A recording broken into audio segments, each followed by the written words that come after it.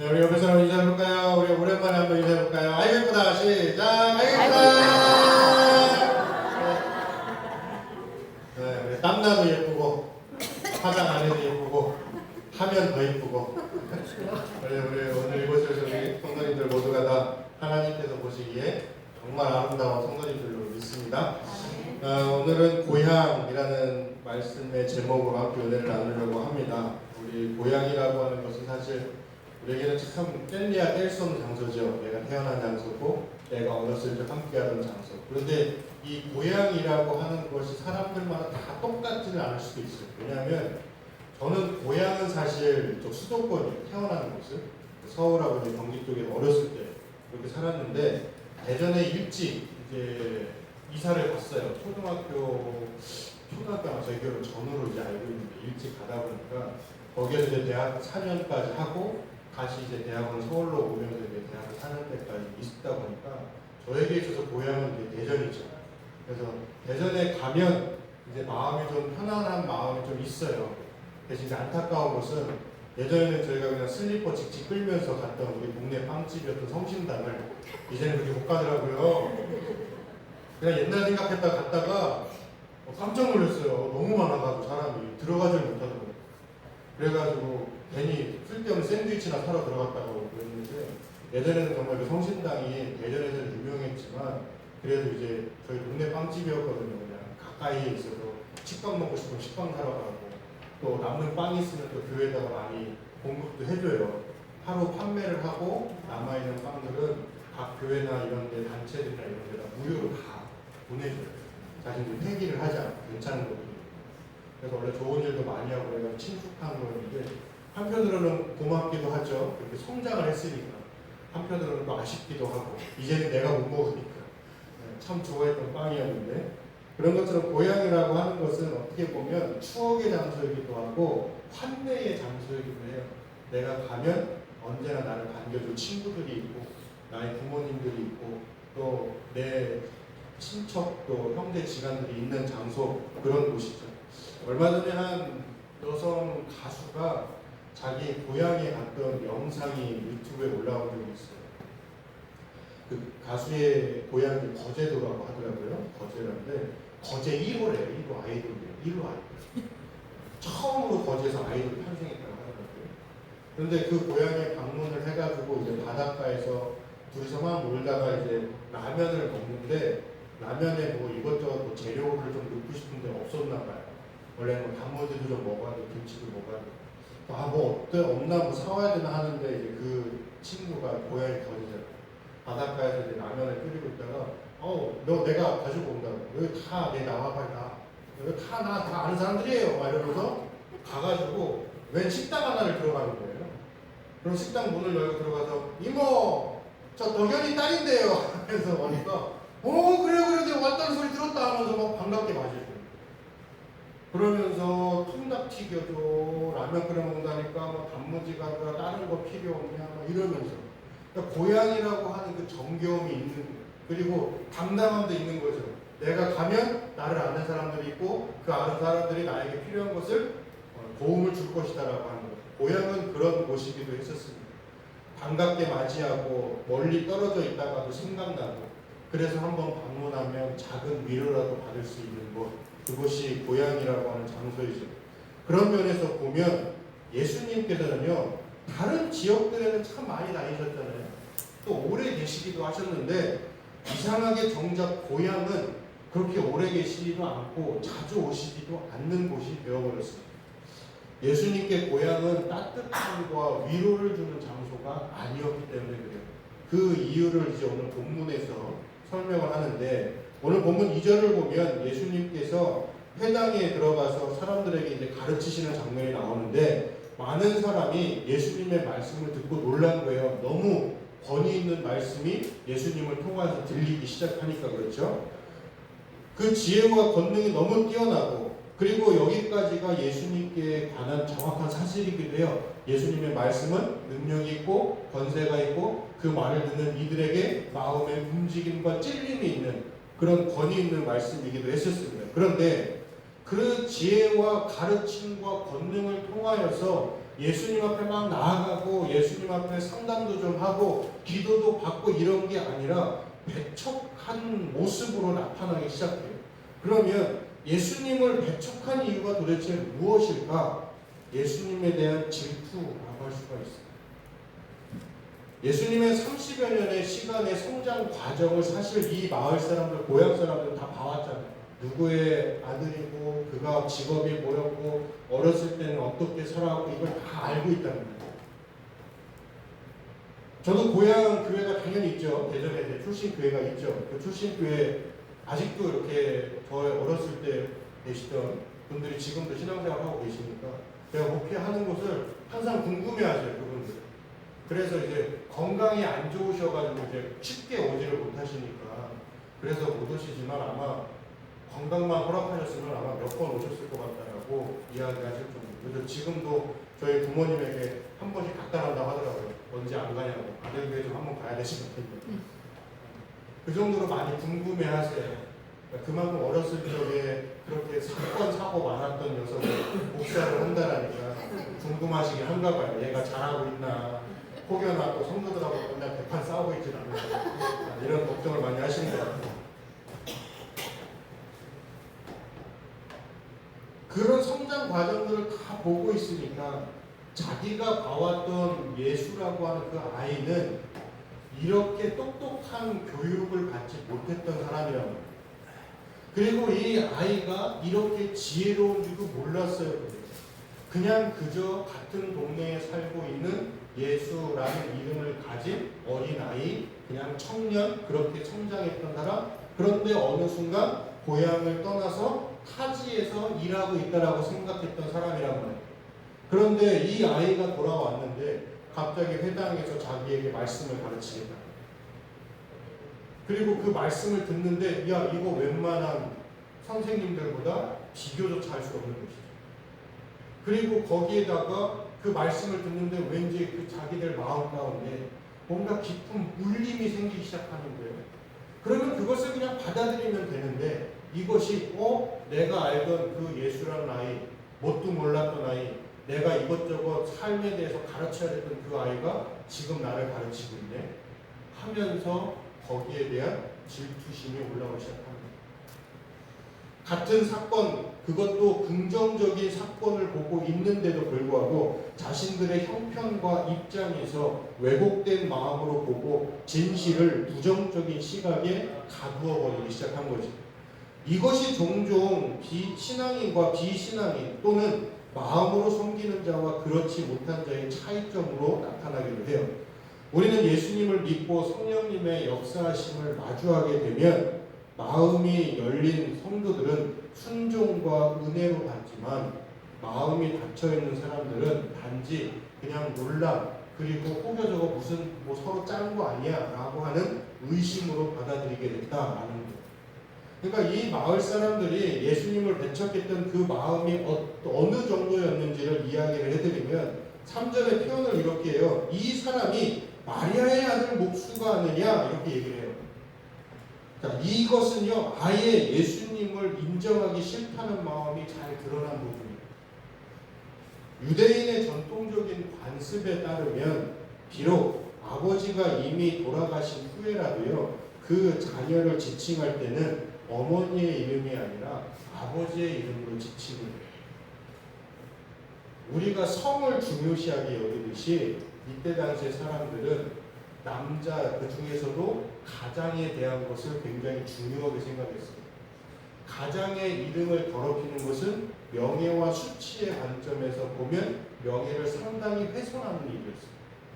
그래서 누군가의 아들이라고 할 때에도 아버지의 이름을 통해서 누군가의 아들이라고 하지 어머니나 또는 다른 기타 사람들을 통하여서 그것도 여성의 이름을 통하여서 아이의 이름을 부르지 않아요. 그때 당시에 관습이었죠. 지금은 그런 게 전혀 없지만. 그러니까 직업이 지금 이 부분에 대해서도 자녀를 지칭할 때는요 어머니의 이름이 아니라 아버지의 이름을 사용하는 것이 맞아요. 요셉의 아들 예수 이게 해야 된단 말이에요. 이게 예의이고 존중이에요. 그런데 지금 거기에 마리아의 아들 예수라고 하는 거예요. 그리고 직업이 아니라 이름을 부르는 것이 전통이죠. 그런데 마리아의 아들 목수가 아니냐 이 이야기는요, 그 사람의 이름도 인정하기 싫고 누구의 아들인지도 인정하기 싫은 비하하는 단어예요. 마리아의 아들 목수가 아니냐, 이름도 안 불러줘요. 멸시의 뉘앙스가 담겨 있다는 것이죠. 예수님의 아버지에 대한 정보를 의도적으로 회피하여서 마치 예수님을 사생아처럼 취급하는 거예요. 아버지 없이 자란 존재. 어떻게든 경멸하고 조소하려는 마음을 강하게 드러내고 있는 것입니다. 더군다나 그 말투를 계속 보세요. 목수 아니냐, 형제 아니냐, 여기 있지 아니하냐, 의도적으로 낮추는 부정적인 말투가 가득합니다. 사람들이 예수님을 얼마나 인정하기 싫었는지를 잘 알 수 있는 대목입니다. 이에 대해서 예수님께서는 어떻게 반응하시냐, 그 반응의 내용이 4절이에요. 예수께서 그들에게 이르시되 선지자가 자기 고향과 자기 친척과 자기 집 외에서는 존경을 받지 못함이 없느니라 하시며 라고요. 이 4절 말씀은요, 당시에 보편적으로 알려진 격언의 표현을 인용을 하시는 것인데, 당시에는 이런 표현들을 썼다고 하더라고요. 철학자가 자기 고향에서는 어렵게 산다. 그러니까 똑똑한 사람이 정작 자기 고향 가면 힘들게 산다라는 거예요. 또 친밀함은 경멸을 낳는다, 이렇게 얘기를 해요. 그러니까 예수님 당시에 잘 알려진 격언의 표현으로서 자신의 처지를 말씀을 하고 있는 거예요. 내가 아무리 하다 이렇게 똑똑하고 이렇게 귀한 말씀을 전한다 할지라도 고향에서 배척하면 방법이 없다는 거예요. 그래서 5절에 보면 거기서는 아무 권능도 행하실 수 없어 라고 기록이 되어 있어요. 근데 이것을 우리가 잘못 생각해서 무능이라고 생각하고 있어요. 아무 권능을 행하시지 않으셨다니까 예수님은 우리가 안 믿으면 뭐 아무것도 못하시나 보네, 이런 무능처럼 여기실 때가 있는데, 이걸 정확하게 이해하려면 다른 복음서를 좀 찾아봐야 돼요. 이 똑같은 복음서에서 마태복음에서 이 부분이 똑같이 나오는데, 마태복음 13장 58절에서 이 부분을 어떻게 추가로 이야기를 하냐면, 그들이 믿지 않음으로 말미암아 거기서 많은 능력을 행하지 아니하시니라 표현을. 그러니까 마태복음하고 누가복음하고 합쳐가지고 이 부분을 우리가 해석을 해야 된다는 거예요. 그렇게 해서 하면 예수님은 무능이 아니라 사람들이 조소하고 조롱하는 것 때문에 그곳에서는 능력을 행하지 않으셨다는 거예요. 행하실 수 있지만 않으셨다는 것이죠. 왜요? 말씀을 안 받아들이잖아요. 말씀을 받아들이지 않는 곳은, 그것이 설사 아무리 간절함이 있다 할지라도 말씀을 받아들이지 않는 곳에 하나님께서 역사하시지 못하시는 게 아니라 안 하신다.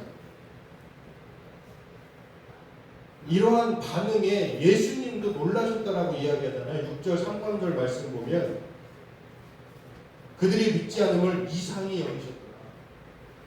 지금껏 다양한 사역 장소에서 무리의 놀라운 반응이 소개되었는데 예수님께서 놀라셨다라는 반응은 없어요. 다른 곳에서. 마가복음에서 예수님이 이런 사람들의 반응을 보고 놀라셨다라는 것은 마가복음 유일해요. 여기에서 이 부분만 있어요. 누구보다도 먼저 믿고 먼저 자기와 구원의 수혜자가 될 수 있는 사람들이요. 고향 땅이잖아요. 고향이면 그래도 고향에서 성공한 사람이 있는데 그 성공한 사람이 외부에 성공했다가 다 고향에 돌아왔을 때 아무래도 뭔가 투자를 해야 되겠다, 아니면 뭔가를 내가 이 땅, 이 지역을 위해서 내가 뭔가 헌신을 해야 되겠다 했을 때 고향을 먼저 볼 거 아니에요. 사람이니까.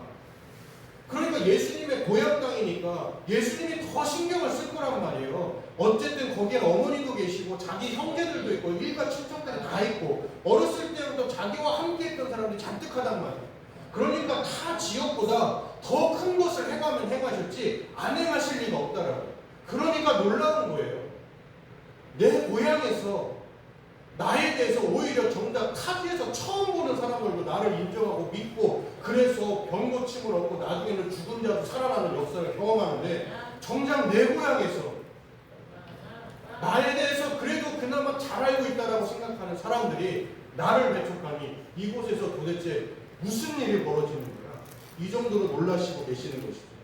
믿지 못할 이유보다 믿을 수밖에 없는 이유가 압도적으로 많은데 그들의 불신앙이 도저히 이해가 안 되는 거예요. 예수님의 입장에서는. 우리가 이것을 신앙의 눈으로 한번 바라보자고요.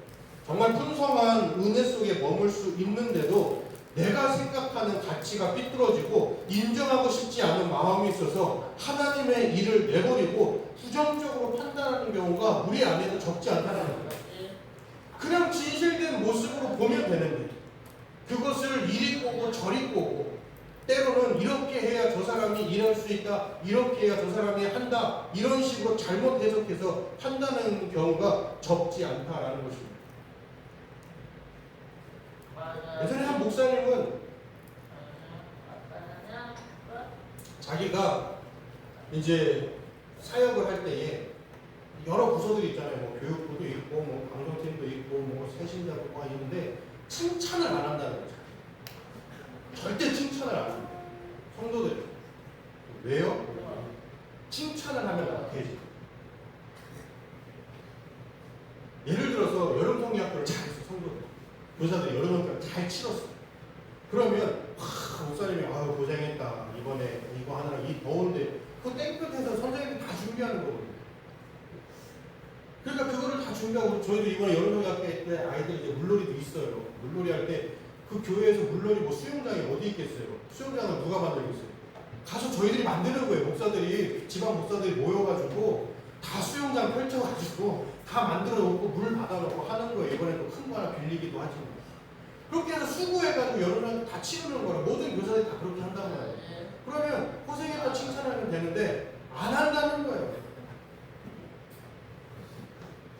짜야 된대요. 그분 표현을 짜야 된대요. 쪼아야 그 사람들이 더 열심히 해요.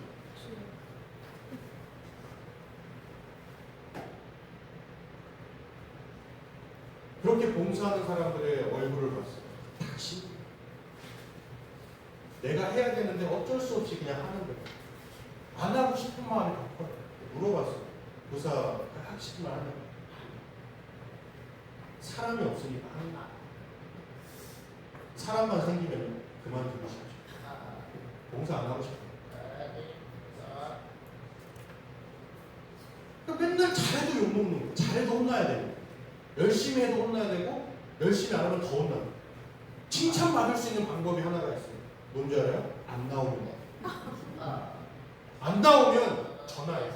왜 안 나왔어? 무슨 일 있어? 큰일 났어? 나오면 욕먹어. 늦으면 욕먹어요. 왜 늦었냐? 일찍 서둘러야지. 지 교회 예배 드리는데 하나님 앞에 예배 드리는데 이렇게 늦게 오면 되느냐? 안 나오잖아요. 막 전화 걸어. 괜찮냐?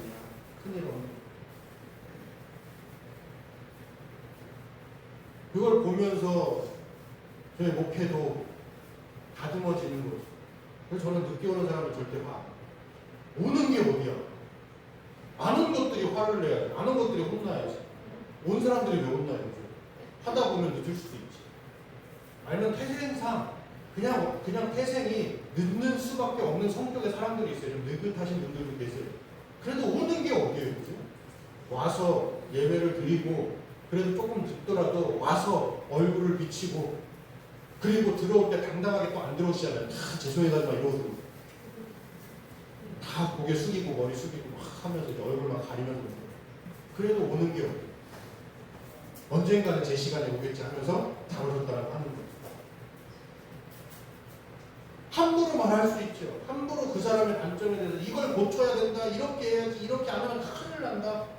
분명히 말할 수 있죠. 왜 말 못하겠어요? 그런데도 기다리는 거예요. 조금씩 이야기하는 거예요.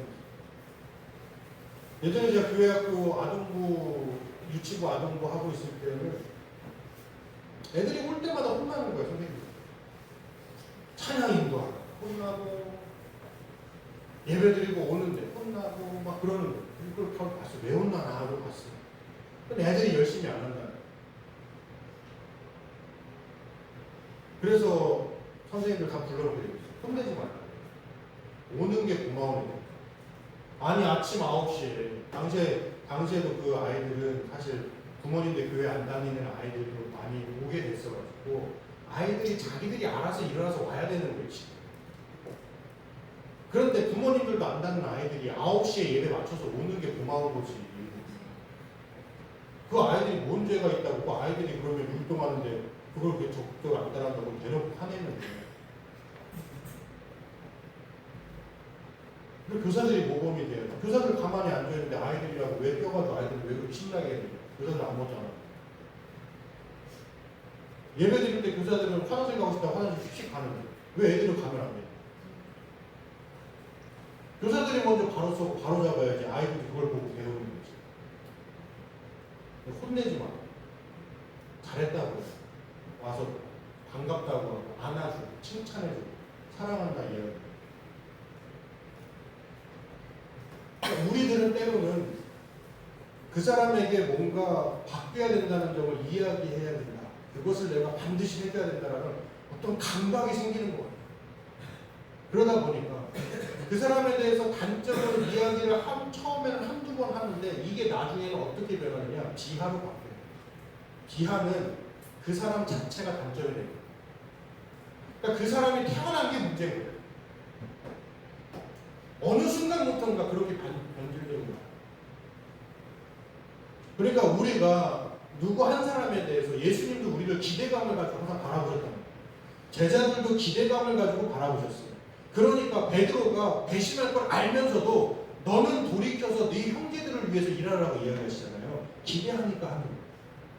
네가 처음에 실패할 거야. 너 반드시 실패할 거야.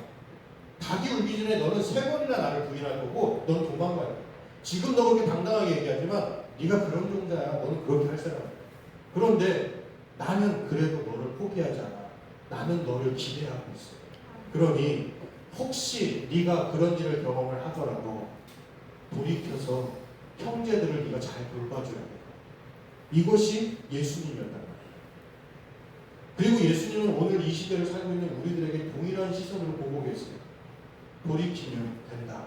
회개하면 된다. 그러면 우리들도 누군가를 바라볼 때에 저 사람도 분명히 변할 것이라고 하는 기대를 가지고 보는 거예요. 지금은 답답하지. 지금은 끝도 안 보여. 제가 과연 변할까? 의심이 가득해요. 그런데 아니 예수님도 나에게 기대를 하시고 나를 그렇게 바뀌실 거라고 믿고 의지하면서 예수님도 나를 위해서 애쓰셨는데 내가 뭐라고 저들을 위하여서 저 사람들에게 낙인을 찍어버리고 너는 절대 안 돼 이런 마음을 가지고 그 사람 자체가 마치 단점 덩어리인 것처럼 생각을 합니다. 사실 따지고 보면 물론 그 사람도 못하는 거지만 나도 못하는 거예요. 그 사람들도 잘못한 거지만 나도 잘못한 게 당연히 있을 것이고 여러 가지를 따져봤을 때 다 똑같다는 거예요.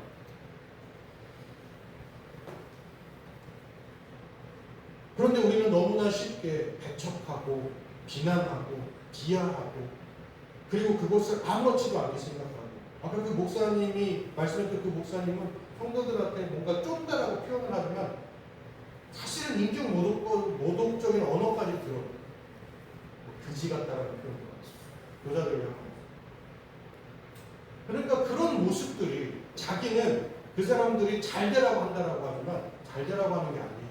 그냥 자기 화풀이에요. 그러면 반대로 생각을 해보세요. 그렇게 그 사람들 잘 되라고 쪼으면 자기도 쪼여야 되잖아요. 그죠? 누군가가 자신을 향하여서 잘 되라고 뭐라고 해야 되잖아요. 그죠? 그런데 자기에게 그런 얘기하는 거 못 참아요. 그 사람들이. 시원해. 자기는 바른 말을 꼭 해야 된다라고 하는 사람. 그래서 그 사람에게 막 바른 말을 반드시 해줘야 돼. 자기 성격이 꼭 옳은 말을 꼭 해줘야 돼. 그럼 반대로 다른 사람이 자기에게 옳은 말을 해줄 수 있잖아요. 그럼 자기는 받아들여야지. 어떡하겠어. 근데 또 자기는 못 받아요. 자기는 그런 사람. 그러니까 우리가 객관적으로 보면 사실은 다 문제투성이인 세상입니다. 나도 문제투성이고 저 사람도 문제투성입니다. 다만 우리가 희망을 갖고 소망을 갖는 이유는 예수님이 우리를 문제투성이로 안 보니까 갖는 거예요. 예수님이 나를 바꾸시니까 그 기대가 있습니다. 옛날에 저라고 뭐 옛날에 그렇게 좋아하겠어요. 저도 사건 많았다니까요. 어렸을 적 저도 엄청 빨빨거리고 돌아다니고 지금 누군가가 되게 계속 크게 웃고 계세요. 제 어렸을 적을 보신 누군가가 계속 웃고 계신데 어렸을 적에 애들하고 맨날 놀러 다니고 예배 드리고 끝나자마자 막 오락실 가고 엄마한테 그냥 의도 터지면서 또 가서 오락실 가 있고 막 그랬단 말이에요. 그런데도 어느 순간 하나님이 이렇게 고치고 저렇게 고치고 이렇게 훈련시키고 저렇게 훈련시키고 해가지고 이 자리에 세워놓으신 거라고. 아멘. 아브라함도 똑같아요. 아브라함도 얼마나 이 사람도 승질머리 있고 그 다음에 개가 약해가지고 이 사람이 이렇게 얘기하면 여기로 쭈루루 쫓아가고 저 사람이 얘기하면 쭈루루 쫓아가고 또 지 목숨 아까운 줄 알아가지고 배신도 밥 먹듯이 하고. 그런데 하나님이 이렇게 고치고 저렇게 고치고 해가지고 나중에는 자기 아들까지 바치는 믿음의 신앙인으로 성장시키시잖아요. 우리도 누군가를 바라볼 때 그 기대를 가지고 보는 거예요. 지금은 내가 마음에 안 들 수 있어요. 지금은 그 사람이 실수할 수도 있어요. 일하는 스타일이 너무 부족할 수도 있어요. 그런데 우리가 그 사람에 대해서 자꾸 이상한 눈빛으로만 보기 시작하면 예수님의 고향 사람들하고 똑같은 물을 범하게 됩니다. 예수님이 도대체 그것이 단점이 아닌데도 불구하고 장점이 단점이 된단 말이에요. 말씀 잘하는 게 무슨 단점이에요? 능력 있게 말씀을 선포하는 게 어떻게 단점이 되겠어요? 그런데 그게 단점이 되잖아요. 눈이 삐뚤어지면 그렇게 된다고. 우리가 누군가를 바라볼 때에도 예수님을 바라보는 고향 사람들의 눈을 벗어나야 된다는 거예요. 그렇게 하기 위해서는 우리가 기대함을 가지고 바라볼 수 있습니다. 이것을 왜 강조하느냐? 고향 사람들, 가장 큰 복을 누릴 수 있는, 가장 먼저 누릴 수 있는 그 사람들이 정작 하나님의 복을 하나도 못 받았잖아요. 이유는 하나, 질투 때문에. 예수님에 대한 질투 하나가 예수님을 밀어내게 했고 배척하게 했고, 그래서 그들이 마땅히 받을 수 있는 복을 누리지도 못했어요. 우리 교회가, 오늘날의 교회가 그런 식으로 바뀌기 시작해버리면 우리들도 마땅히 누려야 할 하나님의 복을 못 누린다고요. 하나님의 복을 누리기를 원하신다면 바른 눈을 가져야 되고, 바른 언어를 사용할 수 있어야 되고, 바르게 들을 수 있어야 되고, 기대감을 가지고 내 옆에 있는 형제 자매들을 보는 거예요. 그리고 무엇보다도 나를 똑바로 봐요. 나를 제대로 봐야 다른 사람도 제대로 보는 거예요. 따뜻하게 포용해야 될 고향이 냉대와 교소, 배척의 장소로 변질이 되어버리고 말하죠. 우리가 살아가는 이 땅은요, 갈수록 야박해져요. 요즘 들어서 뉴스 보세요. 세상 다 계속 서로 잘못했다, 서로 나쁘다라는 얘기밖에 없잖아요. 정치권에서도 서로 나쁘다. 학생들과 교사들 사이에서도 서로 나쁘다. 부모와 교사 사이에서도 나쁘다. 부모와 자녀 사이에서도 나쁘다. 서로 자기 탓, 우리들은 옳고 너희들은 잘못됐다. 다 그런 뉴스들이 투성이에요. 오죽하면 드라마에서 학생이 반항하니까 참교육한다고 가서 그냥 아이들 그냥 벌 주고 감옥 가두고 이런 내용의 드라마가 그렇게 막 1위를 달리고 있는 거예요. 오죽하면 그런 드라마들이 성행을 하겠어요. 그 정도로 세상은 야박해지고 서로를 인정하지 않고 서로에게 기대감도 사라지고 있는 세상이란 말이에요. 희망을 가지고 상대방을 안 봐요.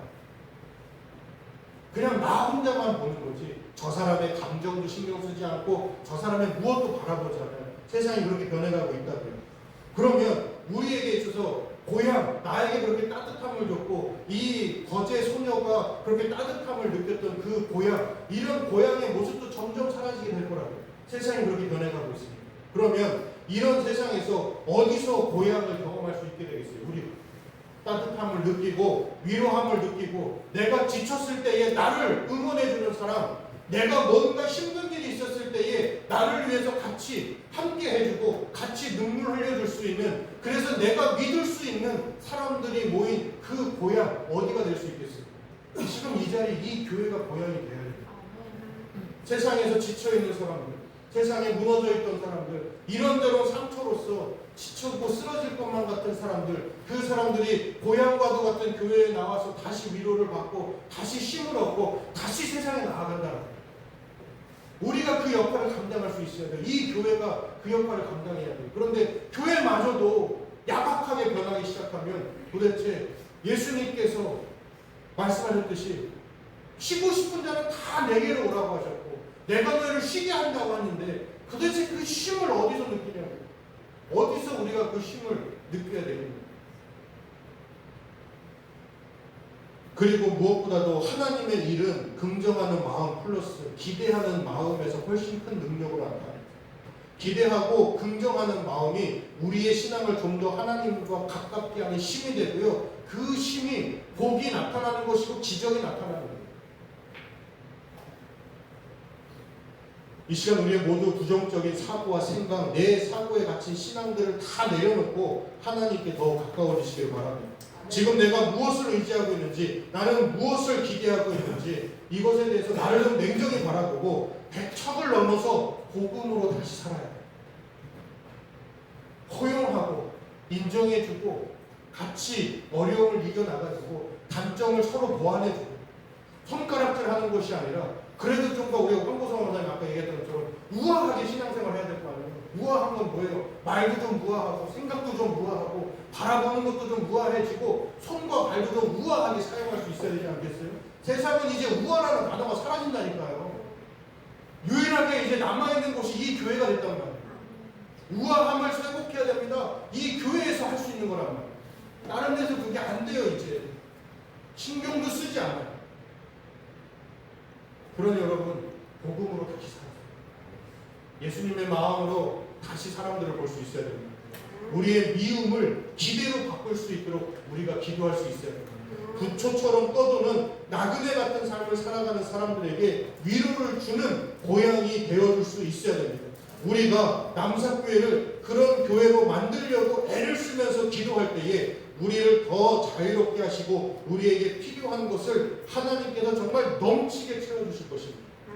따뜻함을 상실한 땅에서 따뜻하게 환대하는 고향과도 같은 교회, 그 교회가 바로 우리가 신앙생활하고 있는 이 남사교회가 되기를 주님의 이름으로 간절히 축원합니다. 우리 시간에 다시 기도하면서 나아갑시다.